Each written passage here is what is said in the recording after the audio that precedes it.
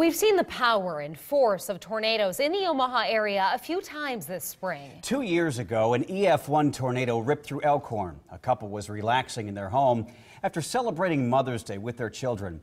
Their house was right in the path. Tonight, my special report, recovery after destruction. You could see it right over the Elkhorn water tower. Cliff and Patty Karthauser remember it like it was 2 weeks ago, not 2 years. A tornado roared through this pristine setting along the Indian Creek Golf Course. Their home was right in its path. Sirens continue to go off through a good part of Douglas County. Particularly, we're watching the Elkhorn area here. The noise was incredibly loud. The Karthausers saw it coming that Sunday evening, heard the sirens, and took cover in their storm shelter in the basement. It took the roof. It took the whole roof. The whole roof off. So once that started, the momentum of that deck roof, because it was a full roof, and it came right through. Tore all of this out, part of the kitchen, dining area. They emerged to find broken chandeliers, a gaping hole above, heavy rain and water pouring into their house. Literally, initially in a state of shock, and the entire stairway was covered with insulation. It looked like it had snowed 6 inches. In fact, KMTV was there that night and the next day. We're going to have some water damage, and we just had no idea. The Karthausers began picking up the pieces of their lives by getting the irreplaceable valuables out. The photo and wedding albums, pictures of the grandkids, important papers such as insurance documents. He called a moving company right away. He says they had to deconstruct before making any decision on whether to reconstruct.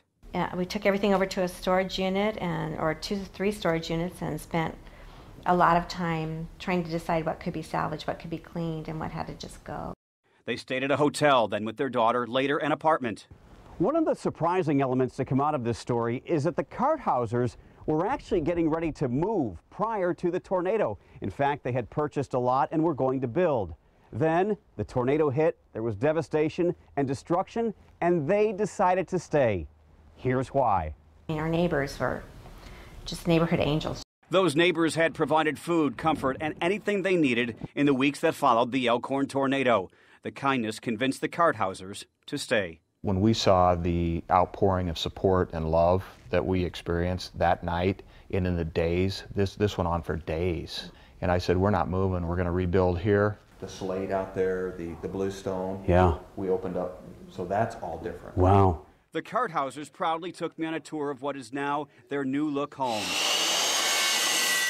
Construction started in the fall of 2014. They moved back in July of last year. We switched this so we had all windows back here and we had a fireplace in the corner, but now we have this see-through fireplace. A new deck now faces south instead of west. Steel reinforced beams make this house safer. There's a formal living room and kitchen. Family dinners here, I take it? Oh, yeah. The special ones. Yeah. I mean, yeah. A far cry from May of 2014 when the tornado rocked their house, their dwelling, their comfort zone, but not their spirit.